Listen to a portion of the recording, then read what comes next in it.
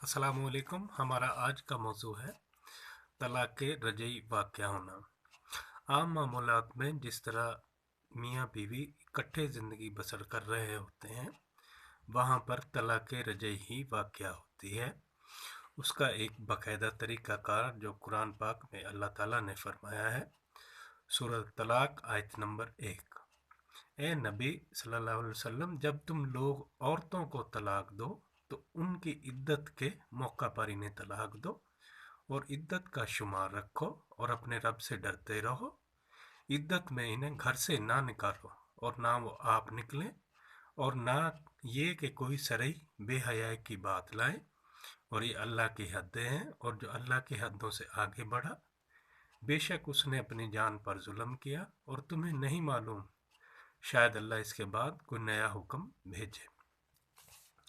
इससे ये चीज़ वाज़ेह हो जाती है कि ये अपनी इस तरह की मर्ज़ी नहीं है कि जब मर्ज़ी हम उठा के तलाक देते हैं, बल्कि इसमें अल्लाह पाक ने ये फरमाया कि इद्दत के मौका पर तलाक दो। और उसका तरीक़ाकार सूरत बकरा आयत नंबर 226, 227। और जो कसम खा बैठते हैं अपनी औरतों के पास ना जाने की, इन्हें 4 महीने की मोहलत है, बस अगर इस मुद्दत में फिर आए तो अल्लाह बख्शने वाला मेहरबान है। अगर छोड़ने का पक्का इरादा कर लिया है तो अल्लाह सुनता जानता है। और तलाक वालियां रोके रहें अपनी जानों को 3 हैज तक।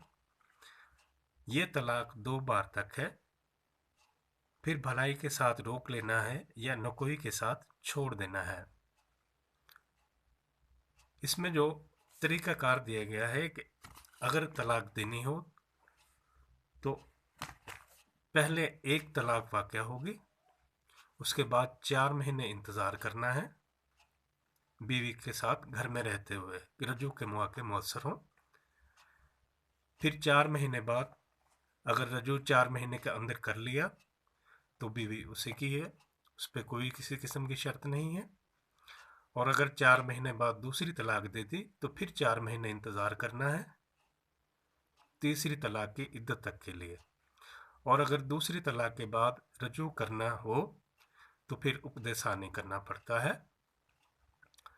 और अगर उक़्दे सानी नहीं करना या रजू के मौके नहीं है तो आयत नंबर 229 सूरत बकरा, ये तलाक 2 बार तक है।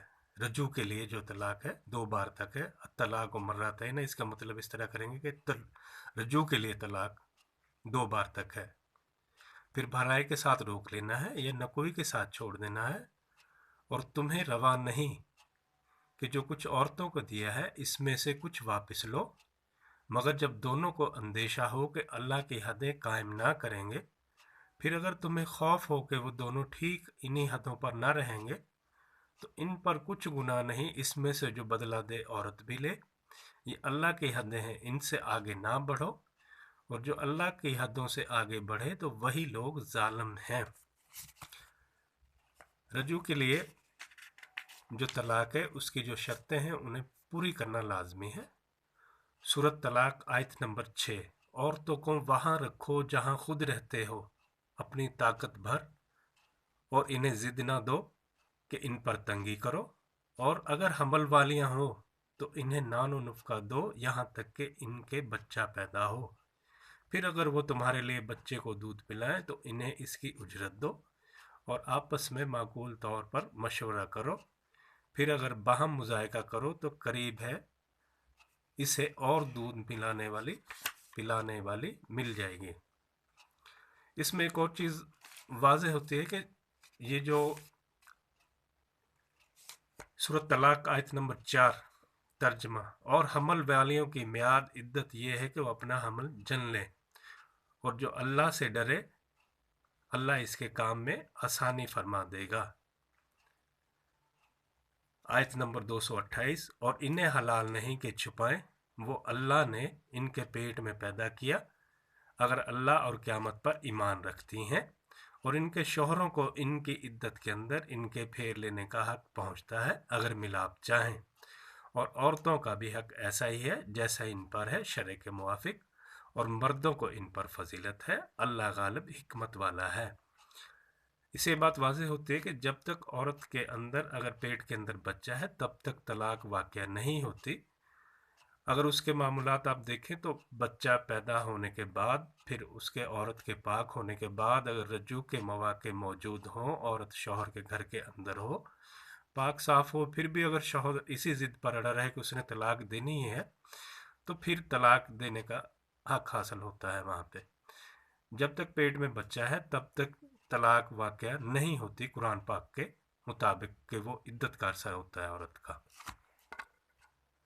और अगर तीसरी तलाक दे दी जाए तो उसके लिए सूरत बकरा आयत नंबर 231, और जब तुम औरतों को तलाक दो, इनकी मियाद आने लगे, इस वक्त भलाई के साथ रोक लो या नकोई के साथ छोड़ दो, और इन्हें जिद देने के लिए रोकना ना हो कि हद से बढ़ो, और जो ऐसा करे वो अपना ही नुकसान करता है।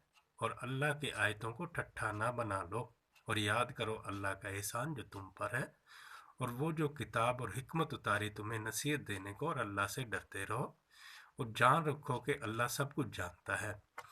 तीसरी तलाक से पहले अगर आप रोकना चाहो तो औरत को रोक लो, अल्लाह पाक ने इख्तियार दिया है उक़्दे-सानी करके, लेकिन उसके बाद फिर इसी चीज़ को वापस रिपीट मत करो। इसमें एक और चीज़ वाज़ेह कर दें कि अगर आपने पहली तलाक के बाद रुजू कर लिया है, कुछ अरसे बाद दोबारा यही नौबत आती है, तो जब आपने रुजू कर लिया है तो वो मामला, पिछला जो पहली तलाक वाला मामला है, वो ख़त्म हो जाता है, और सिरे नौ नए सिरे से आपको तलाक की तरतीब दोहरानी पड़ेगी। अगर आपने उक़्दे सानी भी कर लिया है तो आपकी पहले दोनों तलाक़ें गैर मौसर हो जाती हैं, और वो आगे आइंदा ज़िंदगी में कहीं भी काबिल कबूल नहीं होती, बल्कि आपके मामला दोबारा से ही इस तरह रहते हैं जिस तरह शादी के वक़्त से थे। तीसरी तलाक के बाद का जो हुक्म है सूरत अल-बकरा आयत नंबर 230, फिर अगर तीसरी तलाक दे दे तो वो औरत इसे हलाल ना होगी जब तक वो दूसरे खावंद के पास ना रहे। फिर वो दूसरा अगर इसे तलाक दे दे तो इन दोनों पर गुनाह नहीं कि फिर आपस में मिल जाएं, अगर समझते हो कि अल्लाह की हदें निभा लेंगे। और ये अल्लाह की हदें हैं जिन्हें बयान करता है दानिशमंदों के लिए। इसमें एक चीज़ की वजाहत कर दें कि इसमें जो सीधा हुक्म है, अल्लाह पाक ने कहा है कि अगर उसने, वो आज़ाद है, औरत को अगर तीसरी तलाक दे दी उसके बाद वो अपनी शादी के लिए आज़ाद है, वो जहाँ चाहे अपना निकाह कर सकती है, और अगर खुदा न खास तो उसको वहाँ से भी उसकी नहीं बनती, तलाक हो जाती है, तो तभी ऑप्शन होता है कि वापस पहले शौहर से निकाह कर ले।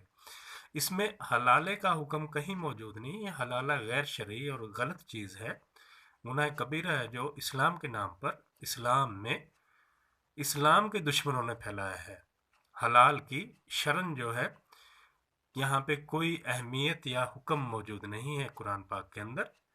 ये तो इस्लाम के वो दुश्मन हैं जिन्होंने इस्लाम के नाम पर इसे औरत के लिए ऑप्शन करार दिया है। अल्लाह पाक हमारे इस्लाम को इस बुराई से महफूज रखे।